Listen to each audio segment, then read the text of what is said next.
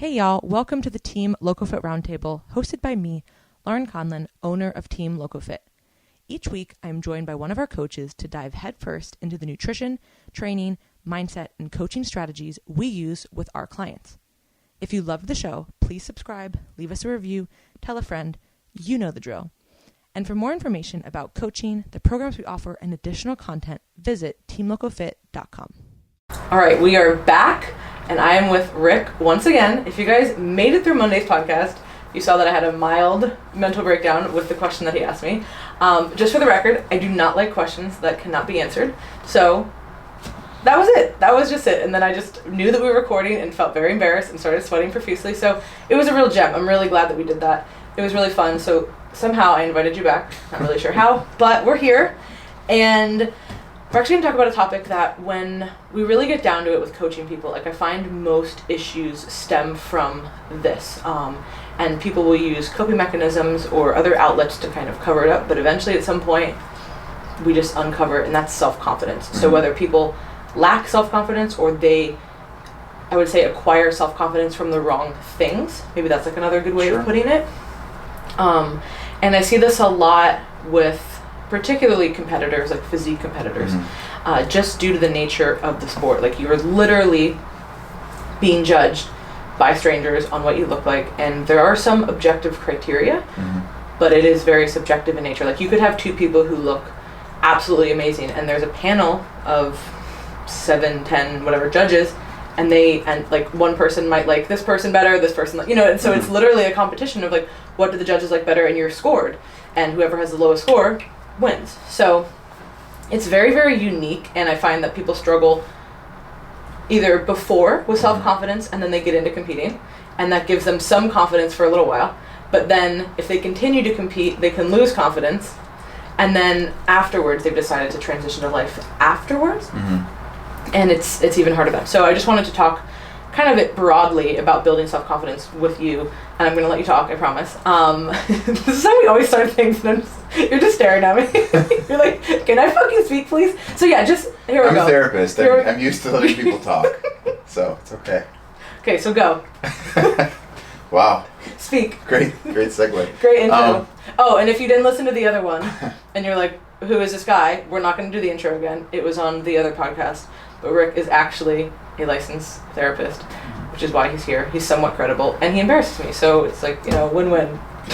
Somewhat credible? Or yeah. All the way credible? Somewhat. Just kidding. He's very credible. I'm just being an asshole, like usual. But you guys know I wouldn't have somebody on here who I didn't trust and respect a lot.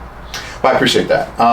So yeah, what we were talking about last time at the end of our last podcast, we were really talking a lot about confidence as a competitor. And when I started really thinking about physique competitions and bikini competitions and bodybuilding, that sport in and of itself is really unique. All other sports, even individual sports, wrestling, judo, jiu-jitsu, you walk out there and you compete against another person. So at the end of the day, if you lost, it's like, okay, that person was better. Most other competitions have teams, right? Basketball, baseball, football, volleyball, etc. So you have the ability to to hide a little bit. Your self-confidence doesn't take as much of an ego, or take like that ego hit. But when you talk about bodybuilding and you talk about bikini competitions, it's like most people have this reoccurring dream of a nightmare occurring in their life, and it's waking up on stage naked in front of a group of people. And bodybuilding and physique competitions are almost as close to that dream as you can possibly be, right? You're walking out there in a bikini, there's not much left to cover. And the idea is the judges are actually looking at you and they're judging you. There is no, well, my skill was better than their skill, or they were better at shooting than we were. Like, it is you as an individual. You're on a stage, you're completely vulnerable, you're pretty much naked, and there's a panel of people judging you as a person. So anxiety in that sport should be really high. Self-doubt, really high. I don't see any way around that. Like that's like an anxiety producing event for any person on any level. You're gonna feel anxious. You're gonna doubt yourself. And that's expected. If you're gonna get into this and this is the life that you've chosen and the lifestyle that you want, learning to deal with this is incredibly important, because it's not gonna go away ever. I don't care if you do 1,000 shows. I don't think there will ever be a point in time where somebody's like, yep, I'm going to go out there half naked and go flex and not be nervous about that when you're in front of an entire audience. Mm-hmm. So what I want to focus on is what is confidence and how does it erode and how do we build it? So the key to me is how do we build confidence? So like we can go back and look at Malcolm Gladwell, like his book on 10,000 hours, right? So what does that actually mean? Practice. There is no substitute for it. If you want to be a more confident individual and competent in what you're doing, you need to practice. It's making that commitment to putting the hours in at the gym or on the court or wherever it is that you're doing. You need to practice. That is the number one way to build self-esteem, to boost your confidence, your ability to perform in the tasks that you want. You have to practice. Like that's where his book comes from. 10,000 hours is really what equals professionals. Mm-hmm. So my first piece of advice would be really, how much time and effort are you putting into practicing? And I know with fitness people, it really becomes this entire lifestyle. People who are interested in pursuing bodybuilding or physique competitions, they're paying attention to morning, noon, and night what they're eating, what they're putting in their body, how much they're sleeping. They're counting macros, and they're just it's insane what these people do. Am I wrong, or have you experienced this? Oh, of course. I mean, it becomes so natural, I guess, you know what I mean? But like if you do talk to somebody, so really great example. I was talking to my friend who I was like, yeah, I've been trying to do the meditation thing and I fucking hate it. It just isn't for me, you know what I mean? But I'm still trying it because I know that there is all the science, and he was like, yeah, he's like, I totally understand. Like, it's just, we were kind of on the same page with it, and he's actually gotten much better at it than me, and he was like, yeah, there's people who literally meditate for like 2 hours a day. Like, could you imagine that? And I was like, yeah, that's fucking insane. Like, how could you ever do that? And then I stopped and I was like, wait, we train for like 2 hours a day. And he's like, yeah, you're right. That guy's like never lifted a weight in his life. So the stuff that we think is so normal, like if you told me to meditate for 2 hours, like I would literally rather do anything besides that, right? But if you tell me to go train for 2 hours, I'm like, oh, okay, no big deal, we're gonna go do that now. Like, you know what I mean? Like, that's literally no issue at all. Mm-hmm. So I think it's part of like what your expectations are too, like what you think is normal. Mm-hmm. And the practicing thing is really, I think I want to just kind of touch on that a little bit. With physique sports, there's really only one sport specific thing that you can practice, and that's posing, mm-hmm. which is very, very important, which is not the point of this podcast, but that is so important, and anybody who's ever competed knows that. But all the other things too that you're practicing are like, hey, are you hitting your 4 meals that you need to eat? Like, are you training? Are you getting on your cardio? And like, are you making sleep a priority? Like, those are all the things that, like, so it's different than practice than just like, oh, I'm going to learn this new skill, or like, oh, I'm going to get a PhD. Like, your practice might be reading and writing and doing other things, but for a physique person, it really is an entire lifestyle of like every little facet has to be mm-hmm. looked at. Yeah. Sleep, diet, exercise routines, posing. And then as you start moving more into the competition, like the dieting trends or the things that you're working with your clients on how they have to change their life, to change their body composition, to get ready to walk out on stage. Mm-hmm. It's I don't even have the words because I'm not a competitor in that sport. So for me, as you want to go on stage, is that what you're telling? Is that what this podcast? You're like, hey, I'm announcing that you're gonna be my client, and I'm gonna take you to stage. Nope. Damn it.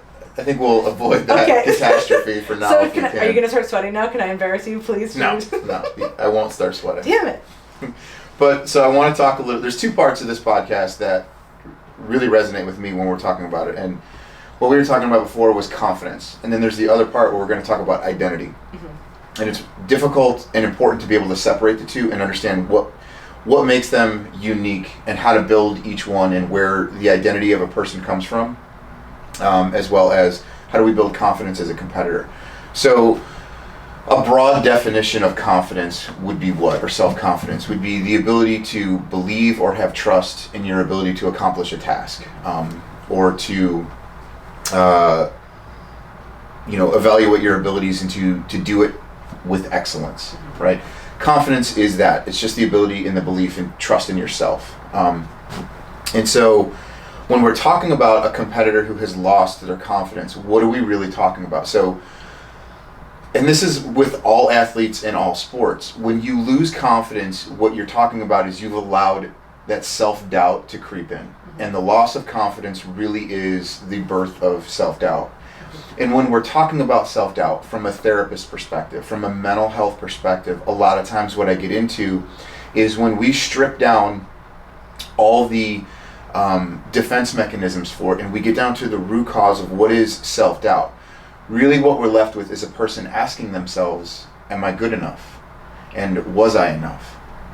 And that's the crux of it. And I think when you're looking at a competition like physique building and bodybuilding and bikini competitions, like, it is you. And you are asking yourself that question, even if it's on a subconscious level, you're consciously not aware of it. That's what's playing in the background is, am I good enough? And when they reject you, when you don't place, I wasn't good enough, And here's the worst part. What if you listened to your coaches? You followed your diet to a T. You trained harder than you've ever trained before. You didn't miss meals. You didn't cheat. You didn't do anything. Like your dieting and everything was perfect leading up to the competition. You could not have prepared more for this. You are ready. You are going out there, but you still lose. How do you deal with that as a competitor, knowing that you did everything? And I think this is where, at that space when you do lose, because there's only one winner. There is a champion in that sport, or you win that division. Now, the great athletes, the people who really want to excel, are able to say, look, what didn't I do? Or how could I have continued to improve? And they're going to take this as a learning opportunity, and they're going to grow from it, and they're going to keep moving forward. And then eventually the person who's taking whatever 15th, 16th place is going to move up to the top 10, and top 10 in the top 5 or 3 or whatever it is, and they're eventually going to win.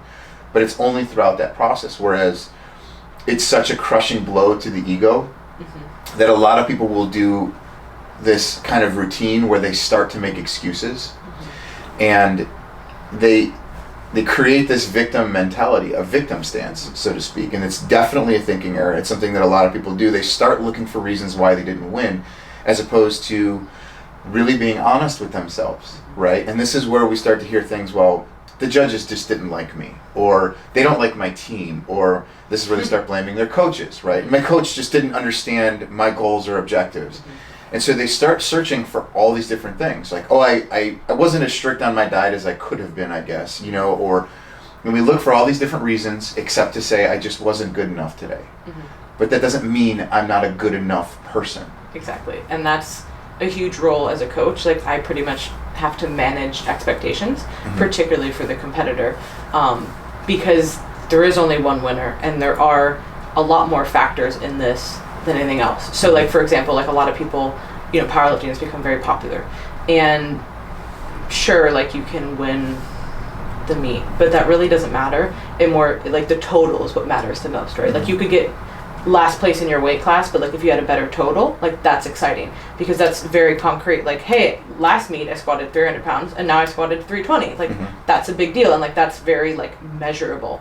But the problem with physique sports is it's not as measurable. Sometimes there's glaring things that are obvious, like, hey, the girl who won had better shoulders than you. We know that your shoulders are a weak area, and we can bring them up. But sometimes, like you said, the person maybe doesn't want to hear that, or most people do. I have to say, like, I'll give credit to, a lot of people, especially now because it is a lot more popular, I guess, that people know kind of what to expect, and especially with social media and whatever, which is also a negative too. So, you know what I mean? Like, there's positives and the negatives there. But yeah, like, you just have to be, I think what you said, like, detaching from, like, hey, I wasn't good enough today to, like, win, but it doesn't mean that I'm not good enough as, like, a person, or that takes away from anything that I did that prep. And that's where I think people run into issues if they do. Like, that's where they run into, like, oh, hey, I could have just done one more thing. No, you couldn't have. Like, you did everything on plan. It didn't matter if we had more time, better, like, it doesn't matter. You know what I mean? Like, ultimately, you weren't going to win that day, and somebody else had it. And sometimes, like, there's also, like, the really shitty times where it's, like, it was really, really close, and, like, who won, it was just apples, it was apples and oranges, right? Because that really is the reality of, like, a physique competition. It's like, the person who wins might not look like who got second, which is like, wait, that doesn't make sense. But sometimes it's like, hey, these are the best two, but they just look a little bit different, particularly in the bikini division, not really so much the other divisions. Sure. But in bikini, there's a lot bigger criteria. So sometimes it's just like, hey, you were the orange and they wanted the apple today, and that sucks. But we gotta try again, and there's another show in a few weeks. Or, hey, we need to make way more improvements, pack it up, come back next year. And I think that's the important message to give them, is that the competition isn't your evaluation of yourself as an individual or as a person. It's just your life as a competitor. And I think sometimes what's happening is these individual pursuits that we've somehow have become so important in our life are really taking on like an unnecessary amount of significance. And not to say that this means nothing, because it does. This is a personal goal for you. That's fine. But your individual accomplishments should not be the only measuring stick for your worth as an individual. Excuse me. Or your value and your identity as a person. And I think sometimes we get really wrapped up into that. And so I'm going to be a really unhappy person, and I'm going to be awful in all my relationships, and I'm not going to enjoy work, and all these other areas of my life begin to suffer because they didn't win my fitness competition. And this isn't just for competitors. That's for anybody with like low self-confidence Correct. with their body. Mm-hmm. So that's not just a competitor. Like we see this a lot with our lifestyle clients who are just unhappy, or they've tried everything, right? They've tried diets over and over and over again. They haven't built up the right habits, and they're in this unhappy place. And it's like the only thing they put value into is like whatever it is, like the scale number or their pant size number or whatever it is.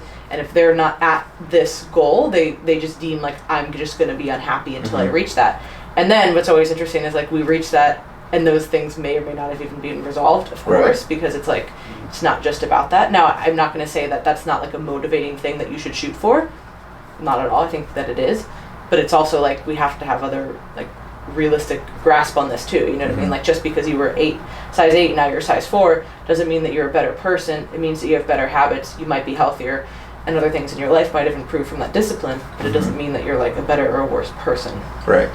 And I would imagine there's a fair amount of confidence issues between a person who is, say, a week or two out from competition versus a person who might be whatever in the off season. I don't know what the right term is, because your bodies fluctuate so much. Like I've seen pictures of competitors when they're on the stage versus when they're walking around and they're just doing their normal training. You're like you. Yeah. Well, no, I'm kidding.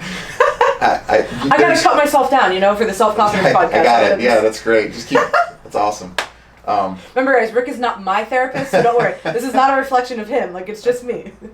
I take that responsibility. That's a case in point. Like they're a walking case study for me. No, actually, so it's interesting. So there's different issues that come from that. So,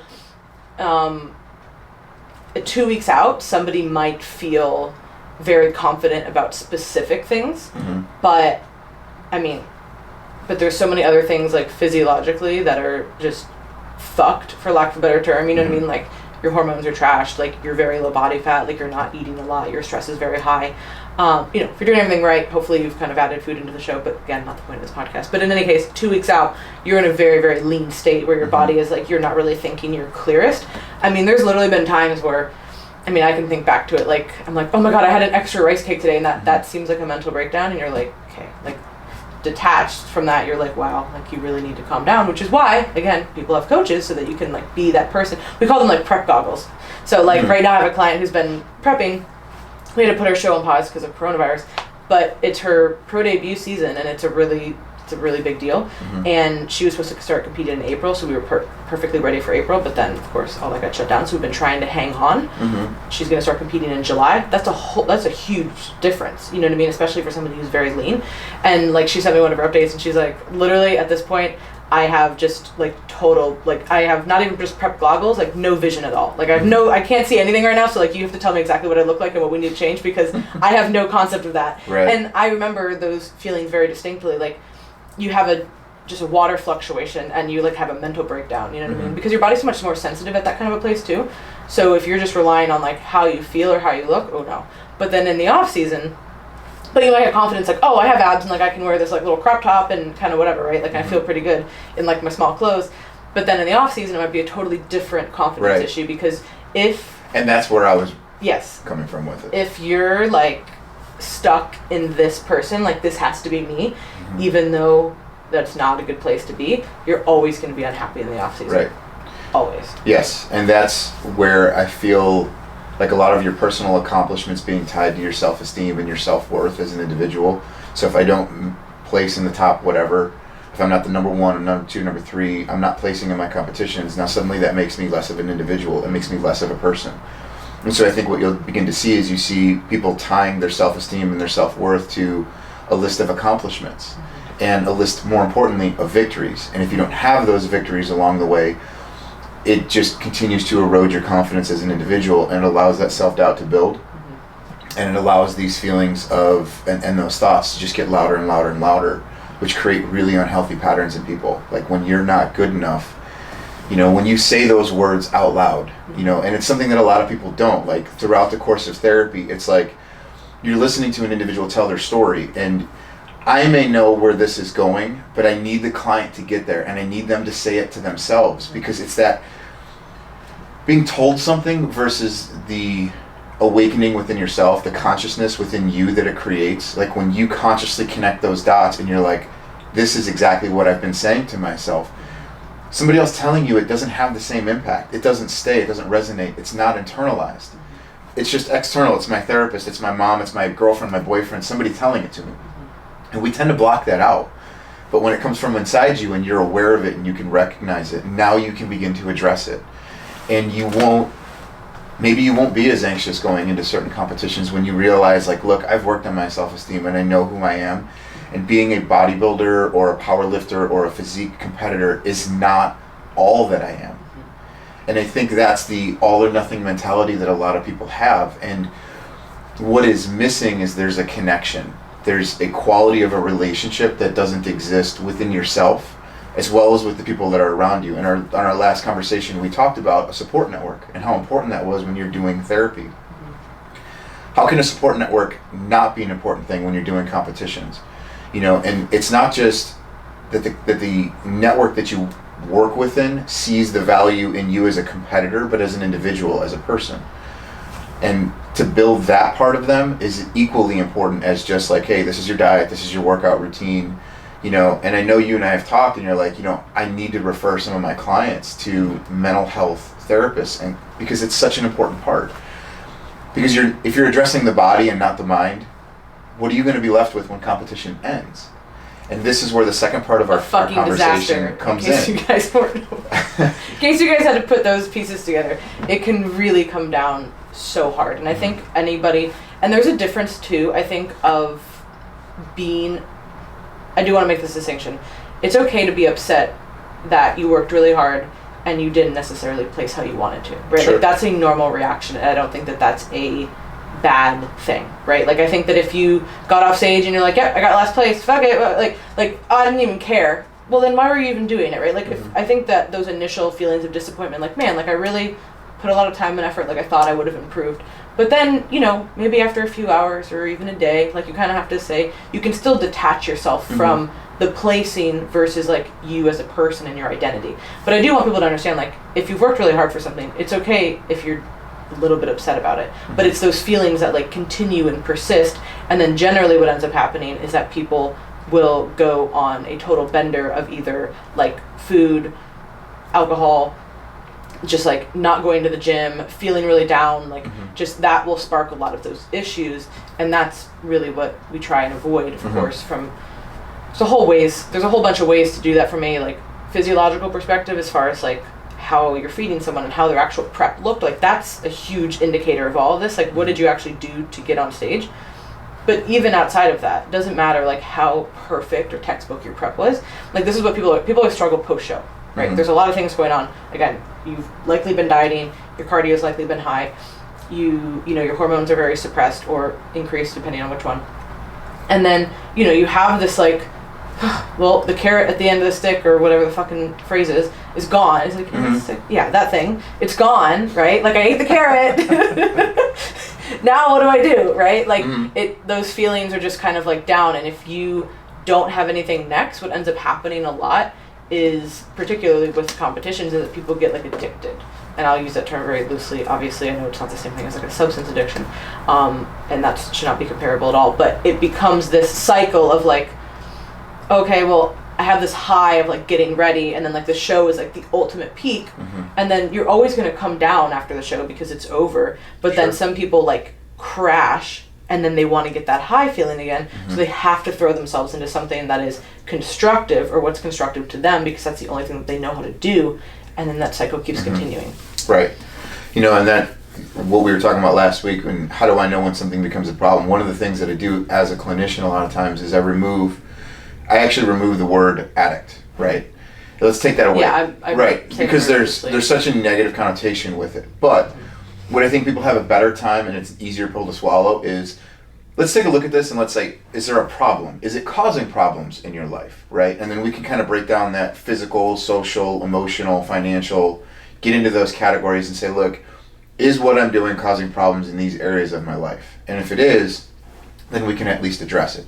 For some reason, when you say the word addict, everybody, you know, whatever their negative experience is with it, they're just like, yeah, no, I'm not an addict, and the defense mechanisms immediately come up and they reject you and they don't want to hear anything that you have to say. But when you say, hey, look, is this causing problems in your life, your relationships, your health, right?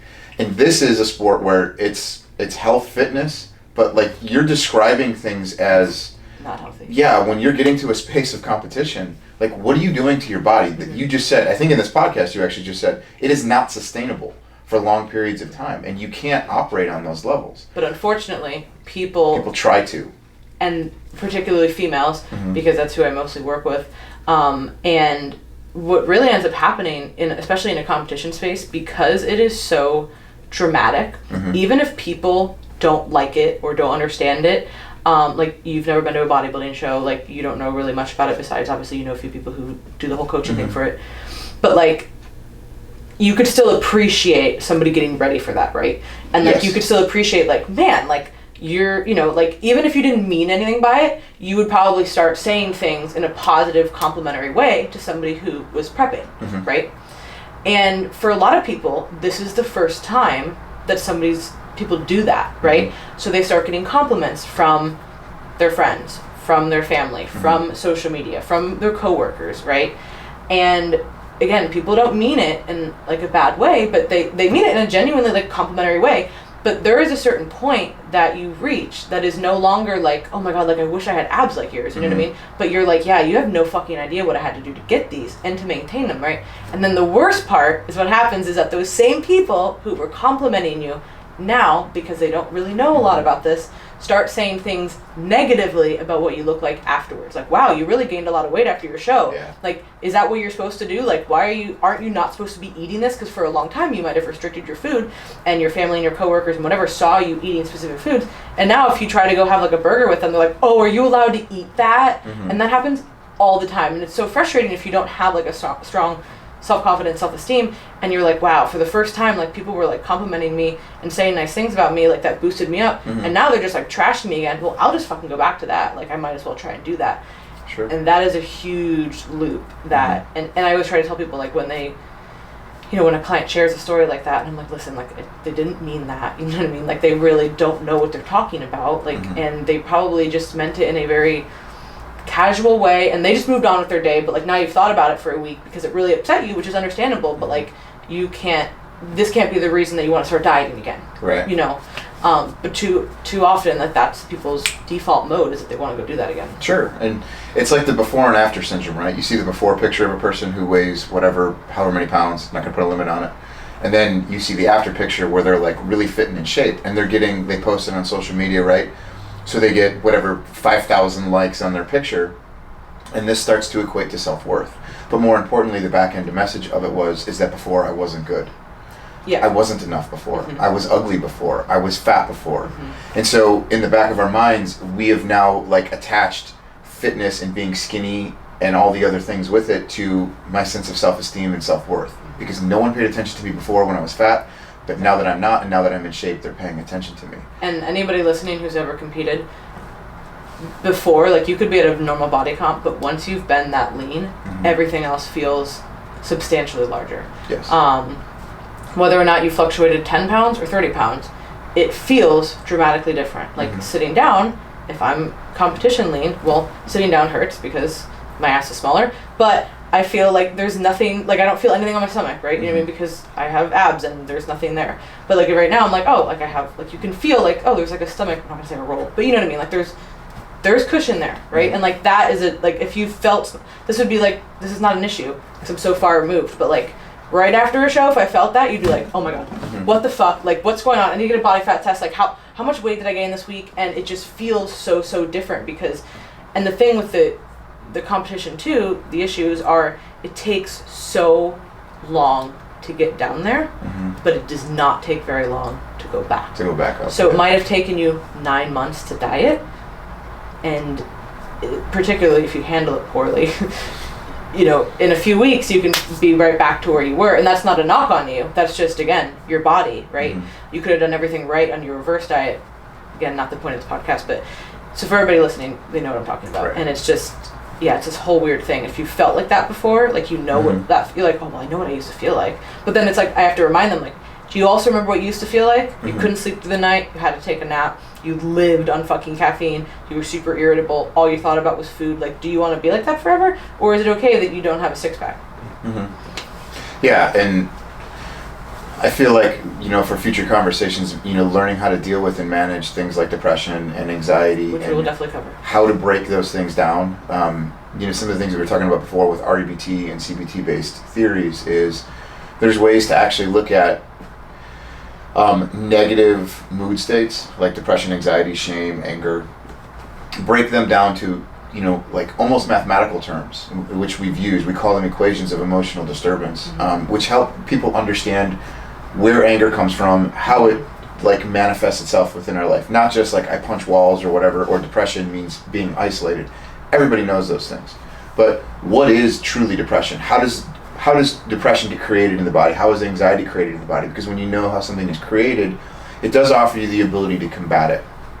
And I think this is lending itself well to that kind of concept of self-identity and where identity comes from, and what do we do as a competitor or as a person who is moving away from the competition scene, and how do I still get a sense of self-worth and belonging? And I think we really want to start taking a look at really the history of people, you know, in general. And you've heard the phrase like the golden old days, and you know, I wish we could bring back old times. And these are really important sayings because I feel like what has been lost in society and in general in people today is a sense of not just who we are, but what have we really lost, what has changed. In the past, people didn't have as many issues as they do right now in terms of their identity formation and their identity creation. You had parents who knew how to speak to their kids, you had husbands and wives who knew how to speak to themselves, and a lot of that was because your identity was told to you. There were structures, there were institutions, and things were very simple. Like you knew what your place was in the family structure. You had institutions like church and religion. And now this isn't going to be about religion or spirituality or anything like that, but these constructs within our life, essentially your identity was told to you. And if you go back even further into times when we had more segregated or divided neighborhoods even, you know, you were Italian, so you lived in the Italian neighborhood. You knew what your roles were. You were Polish, you were African American, you were Jewish. You have these principles and these values that really guided you. And in today's society, that has been taken away from us, and we've replaced these institutions with more choice and options. So we thought we were once upon a time free, but really what we were was we weren't alone, right? You had community, you had obligation, you had a sense of duty. I don't see those same values and traits in today's society. And so what I think happens is the lack of obligation, the lack of duty, the lack of feeling rooted in something and belonging somewhere. These values aren't a priority in our society today. So when we're looking at people, where all of us are struggling with our identities, we're asking these questions that seem really scary, like, who am I? Am I good enough? What do I want to be? Can I be better? And so what happens is because we haven't had these identities created or formed early in our lives, we're now looking for these external accomplishments to shape that identity and who we are. So a person who's really struggling with who they are as an individual suddenly finds bodybuilding or jiu-jitsu or baseball, and they're maybe a little good at it, or there's a part of it that speaks to them. So this becomes their identity. And so what do you do when you start to step back from this? right? How do I live my life as a competitor when I'm not a competitor anymore? What value do I bring to the table? Do you see these things playing out with your... When you were saying the first part, I was like, oh, this is exactly what that is. Because community is... I think that, like you said, people have lost that. Mm-hmm. So they want to find... Because they have... Their life doesn't need one, but they are kind of longing for one. They just find one on a smaller scale. Like, it's no longer like... oh, hey, like I have this like my actual community or like my actual religion or whatever. They find these little niche things like a bodybuilding, like a jiu-jitsu, and that becomes their whole world because it's like, oh, I'm around like-minded people now, whether they are in person or social media, because that is, something that has drawn a lot of people, right? Like you can connect with people all over the world now who are doing the same thing, and that's where a lot of the team stuff actually comes in too. And this is something that I didn't understand, and I've openly kind of talked about this, like as a business owner, like I looked at what I do as I coach people, right? Mm-hmm. They hire me, I'm their coach, we have a relationship, I get them results, everybody's happy. And then things have kind of changed because the online coaching world has really, really increased, and people now look for a community with their team. And it took me a really, really long time to understand why, because that's not my, I guess, default. As like when I've hired people, that's not necessarily what I look for, just me personally. So I was using my own bias to be like, well, I don't need that, you know what I mean? Like I don't need to create that. But that has been a huge thing that we've tried to pivot, not only with the coaches, but just all the things that we do. Like even if it's like a once a month team Zoom call, or like we're having the team meetup, like, or whenever we go places and be like, hey, like I'm going to be speaking here, a few clients will come in, or we'll go to shows together. Like that kind of stuff is like what people love. So it's even like a community within the community, right? But like people want that because it's like friendships and just understanding, I guess. But as a whole, like that's like a little micro scale, but like as a whole, if you fall into the like I'm a competitor community, right, that can become your whole world.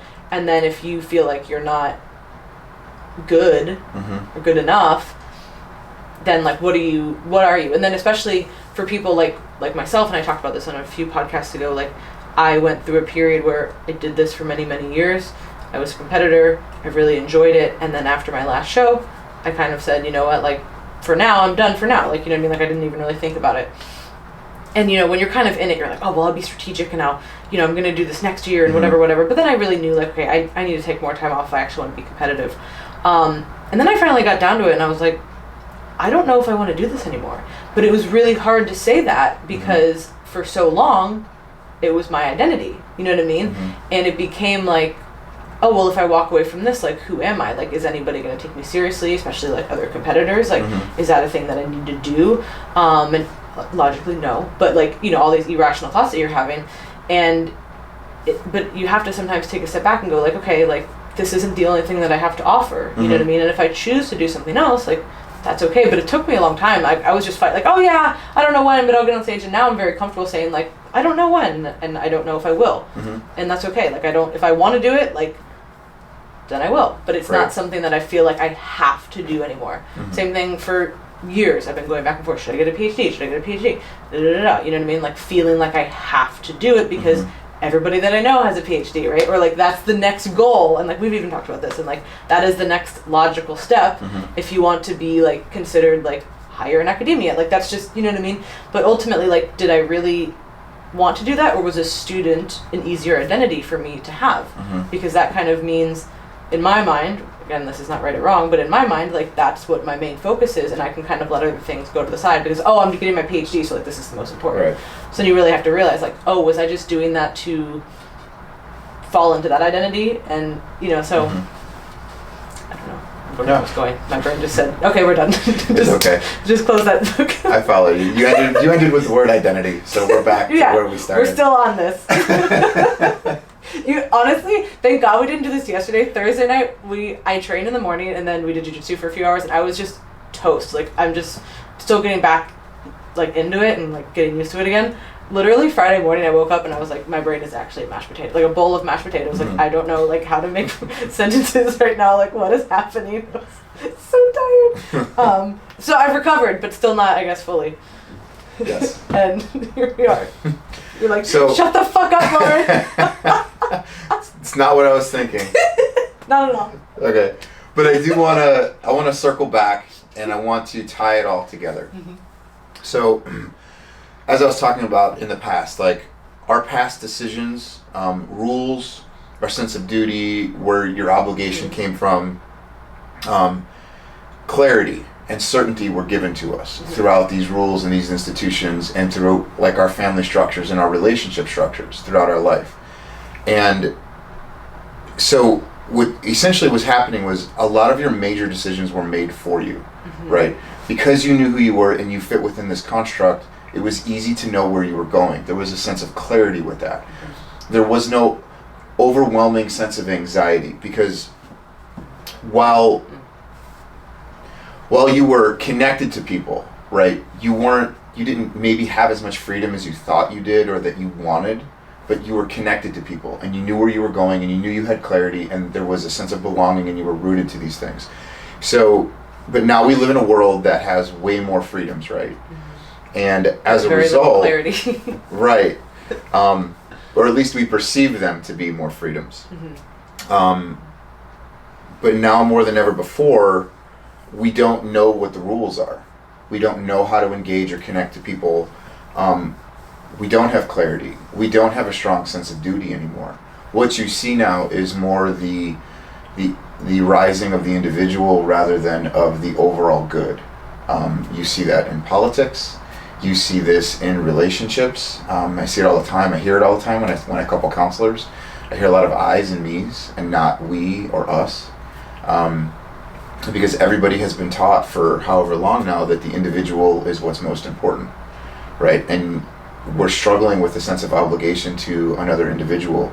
We're struggling with a sense of obligation and rootedness and connection to bigger causes. And so what has been replaced with certainty is uncertainty. And you've been left with nothing but choice and options now. And when you don't have certainty, you're left with uncertainty, and when you're uncertain, what creeps in? Self-doubt, right? And so this kind of brings us full circle. And how do we start to manage that self-doubt? And am I good enough? You know, I mentioned Viktor Frankl in our previous podcast. And when you start to look at the essence of the meaning of life and the purpose, you know, one of his major teachings in life is, what are you doing to contribute back to society, to give to a cause greater than yourself? It's not just giving lectures. It's not just, do I have a PhD? It's not just, did I take first place, or did I win these competitions at a state, regional, whatever level? Because at the end of the day, those individual accomplishments will mean nothing. Even the greatest business leaders in the world, you know, things that they've built and that they've accomplished, you lose your identity in that. That's not who you are. And you know, people want to hold on to these accomplishments because it's going to be my legacy. But the reality is, at the end of someone's life, what matters is the relationships and the connection and their stability within. How do I really want to say this? It's their ability to connect and to find meaning in things beyond just themselves. And in order to do that, you have to start looking beyond yourself. And if you're only focusing on you as a competitor, if you're only focusing on your competitions, you're not looking past your own shadow. And you're missing out on these things. And that is going to create incredible amounts of anxiety and depression, especially when you don't win. And it's going to reflect in your self-worth and in your ability to feel good about yourself and know that you are enough. Because how many competitions does it make to make somebody worthwhile? 1? 2? Now you're enough? 3? You know, at what point does the cycle end? When you win X and then that happens and you go, okay. Right. Michael Jordan won, if you watched that Last Dance documentary. Of course. If you go to the very last episode, right, he's like, I won 6 NBA championships and I'm regarded as the greatest player in the world, but he wanted 1 more. He's like, I wanted 7. And if he got 7, what do you think he would have said? That's it? That's enough? No, like he would have kept going. And even now, it still eats at him. You know what I mean? And so it's like, well, how many is enough? He's the greatest in the world. Like, that's it. It's like undisputed. But he still wants more, right? He wanted to come back for that 7th. And so there's this part, and I'm not psychoanalyzing Michael Jordan, but I'm just saying, for most of us, we're not going to go out on a global stage and win 7 or 6 world titles. And even when you do, like, is it going to be enough for you? Mm-hmm. You know, what other values do you bring? And I think that you can use something like, whether it's competing or whether it's any kind of competitions, or any kind of just health and fitness endeavor, like you can use that to make yourself a more useful person in society, like make yourself better first and then make everything else better around you, I could say, you know what I mean? Agreed.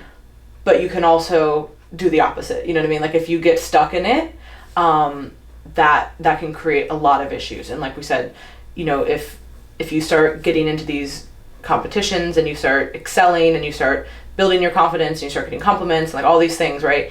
But then all of a sudden, like you come crashing down and now you're this miserable person to be around and you have a terrible outlook, not only on yourself, but just life in general.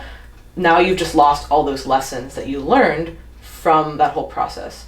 So I think that it can be used for a really good thing. And I would say that Michael Jordan, just again, not going to psychoanalyze him, but like he made such a great impact on people. Like he kind of superseded like just a competitor, you know what I mean? Because I would say that like, you know, obviously he had like a huge cultural impact. He also had like an impact just on like leadership and winning and like competitiveness. And I think that that's like amazing because more people could definitely use that.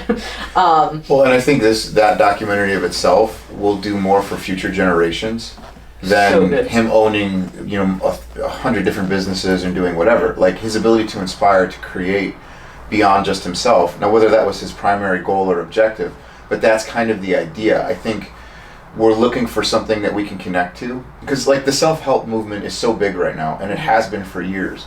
But yet the idea of self-identity and knowing who I am as an individual is something that so many people struggle with, those existential questions. It's a part that people don't know how to answer because everything is so uncertain and everything is changing at such a rapid pace. We don't know who we are. And so you're trying to just catch up to it a lot of times. And the reality is, if you can slow down, like when anxiety happens, right, the first thing people try and do is get rid of anxiety, right? I'm feeling anxious. I want to be happy. So like, they want to push it out of their lives instead of doing what, as a therapist, you teach them to do, which is stop for a minute. Like, sit in this anxiety. Think about it, process it, evaluate it, then decide what to do with it.